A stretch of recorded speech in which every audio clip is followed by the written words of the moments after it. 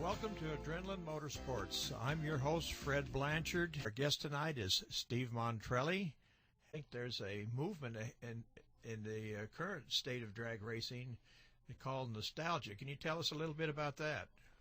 Well, the nostalgia cars are the cars that were running back in the 60s and 70s, and they have been brought back out. And in the last 5 years, there's been guys building cars, and there's a certain rule amount.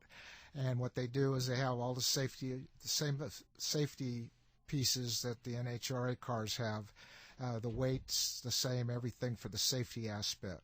They have a cubic inch limit, they have all that. But what they've done is, in the last 5 years, first started off with maybe 2 cars, and as of right now, there's about 64 funny cars over the United States, the nostalgia funny cars, and they're bodies from 1969 to 1979. You can't run anything newer than that. So they're supposed to look like the old cars. How about the engines? Are they the same as the current cars that are running today, or are they limited to any of the components on those cars, referencing maybe, say, tire size or gear ratio or anything that's on the engine? Can you tell us about that?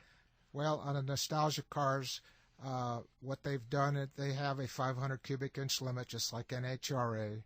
They restrict the blower to a 671 blower, where the NHRA cars run a much larger blower, which is a 1471 blower.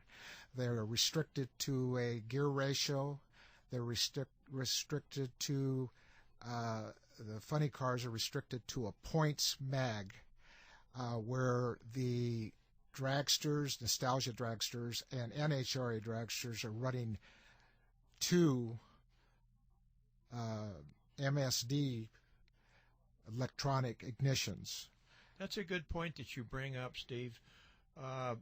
One of the questions that's been asked by some of the listeners, what's the difference between a dragster and a funny car and the related components that go onto each? And I know they run pretty close to the same speeds. Can you enlighten us a little bit about that? Well, I guess the easiest way to say it is a dragster is a long 300-inch piece of tubing, and it looks like a rocket ship. A funny car is a car like you would see on the street, whether it's new or used or old, whatever. There's some of the NHRA funny cars out there right now that have like the Toyota body, and they have a Dodge body, and they have a Camaro body, Pontiac body, and those are for the spectators more to relate to when they go to the races. And what all the dealerships say is win on Sunday and sell on Monday. And we're back with Steve Montrelli, in-studio guest. He was giving us some background on his early days of getting involved with automobiles, and actually the motorsport part of this, our culture here in Southern California. Steve, go ahead and continue on with what we were talking about here with your little bit of history there from how you got started from high school. Let us know. Well, like I say, I left high school and I started to get involved a little bit with a couple friends of mine that had cars, and we'd go cruising, and he worked for a Pontiac dealership, and we put an Oldsmobile in his Pontiac, and then later on I had an Oldsmobile and I put a Pontiac in it, and those were the first cars we ever messed around with.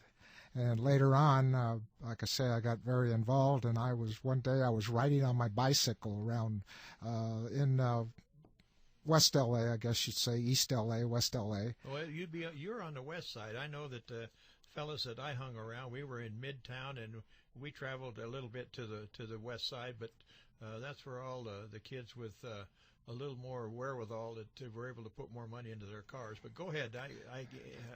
Well, anyways, down on California people, I'm sure would understand where I'm talking about. Anyways, somewhere down about 54th and Normandy or 54th and Western, I was riding my bike down in that area, and there was some well-known race car people down there. There were the Paisanos, which are very well known in racing. Was that location down there on Vermont and near Pico Boulevard, or had they expanded from that location onto their manufacturing facility there on Western? No, it was over on Western where I met him. Oh, I see. And I was riding my bike down the street, and all of a sudden in this lot I seen this 41 Willys coupe, and it was bright yellow, and it had this thing sticking out of the hood. And I went, "What the heck is that?" And so I stopped and I went in and started talking to the people, and it happened to be a C-gas supercharged car, not a nostalgia car, C-gas supercharged car, and it had a 377 cubic inch supercharged 671 blower like a GMC truck has on it. And I just looked at this thing, and it said C&O Hydro on the door. What era was this, Steve? It had to be sometime I would say in the 60s, wasn't it? Well, it was 1960. It was in the 60s. Somewhere right there. Uh-huh. And it said C&O was C. Bell and O'Brien. They were partners in this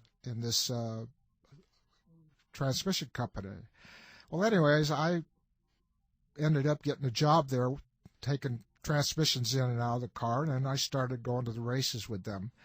And that was the first supercharged drag race car I ever worked on, and after that, it was history that every car I've ever worked on is supercharged. Sorry for interrupting. What were your duties on these cars? I mean, when you first started, I mean, you were a natural engine builder, or were you? No.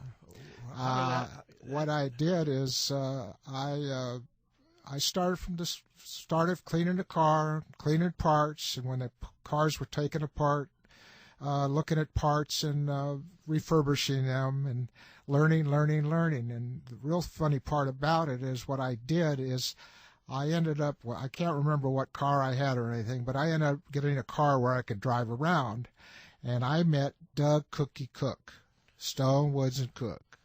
And they were the people that you wanted to beat. They're known today, and were the fastest and quickest cars around. Well, let's talk a little bit about that. I guess in that era, there were different stages in the beginnings of drag racing, and I think the era that you were involved in was probably, if I recall, was noted in some of the publications based around drag racing was the Gasser Wars. Wasn't there a lot of publications promoting it in that manner? Yes, that was called the Gasser Wars, and what happened there were, like I say, there was C-gas supercharged, B-gas supercharged, and A-gas supercharged.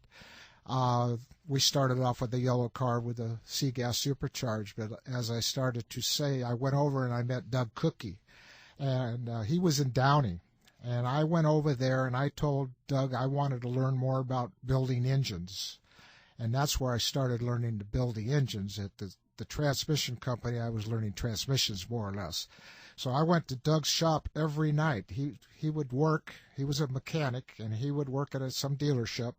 And then he'd come and work on his race cars, and they'd run them on the weekends. And they had two cars, Swindler 1 and Swindler 2. And I told Doug Cook I wanted to learn everything he knew. And he says, well, I'll teach you a lot, but you're not going to learn everything I know. And I said, well, I want to beat you. And that's what we did.